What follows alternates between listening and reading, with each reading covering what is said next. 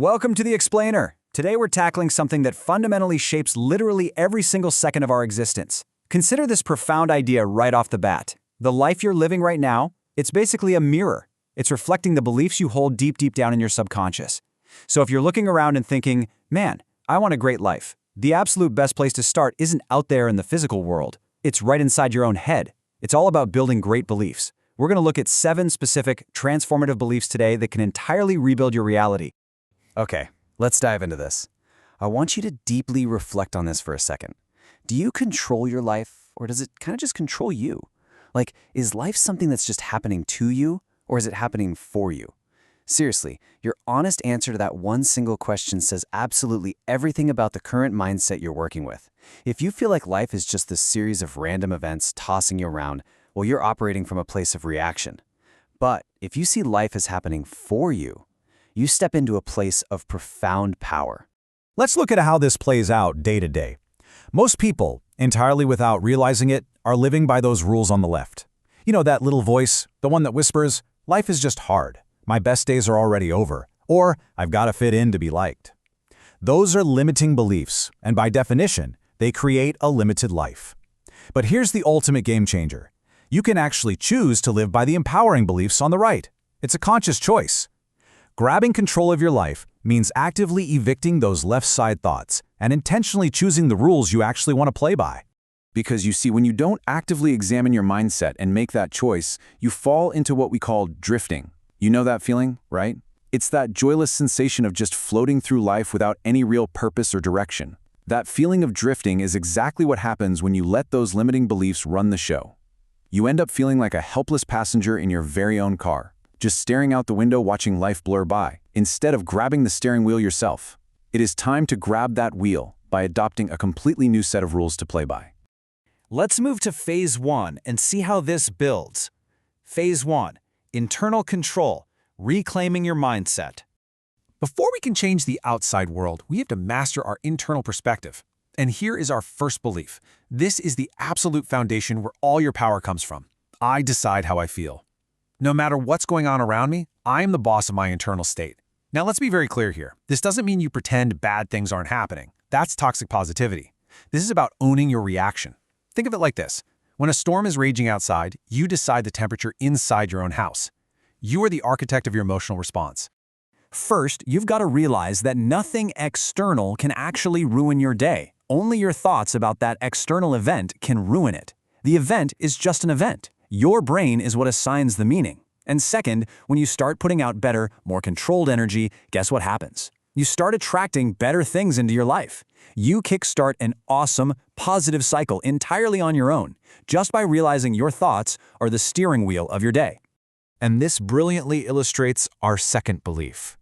Once you have that sense of control, we install this. I have so much to be thankful for. This right here is literally the operating system for happy people. Real wealth is purely about appreciating what you already have. The goal is simply to feel blessed right now, because when you appreciate more, you genuinely feel like you have more. Your bank statement doesn't dictate your wealth. Your capacity for gratitude does. Now let's transition into Phase 2, external actions, authenticity, capability, and kindness. Now that we've laid a rock-solid internal foundation, we can take that control and apply it outwardly, starting with authenticity. This brings us to belief number 3, perfectly captured by this quote from Ralph Waldo Emerson. To be yourself in a world that is constantly trying to make you something else is the greatest accomplishment. This takes real courage because it fights our deep human fear of not fitting in. The belief is simply, being myself attracts the right people. Think about it. So many of us put on a mask every single day, thinking it'll make people like us more. It is a total trap. If you're just a copy of someone else, you'll never find the people meant for the real you. Your true tribe can only find you when you show up as 100% you, and that is a huge win. Moving to belief number 4. What could you achieve if you truly believed you were capable of anything?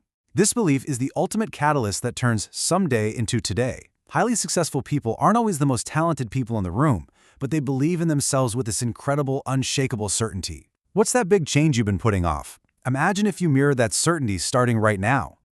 And that power leads directly into belief number 5, which completely turns the common idea of strength on its head.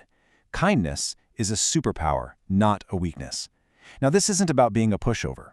True strength is having the emotional maturity and the security in yourself to choose kindness, even when the world is chaotic or harsh. Choosing kindness is actually a massive display of power. Think about this analogy for a second. If someone tripped you once while you were walking down the street, would you just stop walking forever? No way. Of course not. That would be ridiculous. So why on earth would you let one bad experience with one unkind person stop you from being a kind person? The kindness was never the problem. That one person was. Real strength is brushing yourself off and choosing to be kind anyway. That is exactly what brings other amazing, kind people right to you. Moving along to Phase 3, reframing time, the past and the future. Okay, so we've mastered the internal, we've adjusted our external actions, and now we must reframe how we view time itself. How we view our timeline directly dictates our potential in the present. This brings us to belief number 6, which is for anyone out there who has ever felt like their past, especially the hard parts, defines them negatively. The belief is, I have so much to offer. And here is the profound shift. Your value comes because of your journey, not in spite of it. Those tough parts? They aren't just ugly scars, they are the most valuable assets you possess. So, the crucial point is how we actually utilize that past. Pain doesn't just sit there, it becomes a source of immense strength. Hardship transforms directly into wisdom. Struggles build deep compassion. The absolute hardest things you have ever had to overcome become the exact, finely tuned tools you use to help other people. That is how much you have to offer the world right now. And from that place of knowing your worth, we reach belief number 7. This is the emotional peak right here, and it's all about the future. My best is yet to come.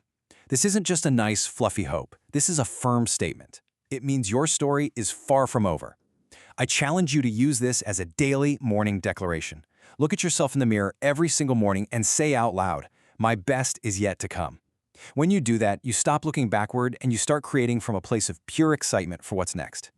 Which brings us to our final phase, Phase 4, building your great life.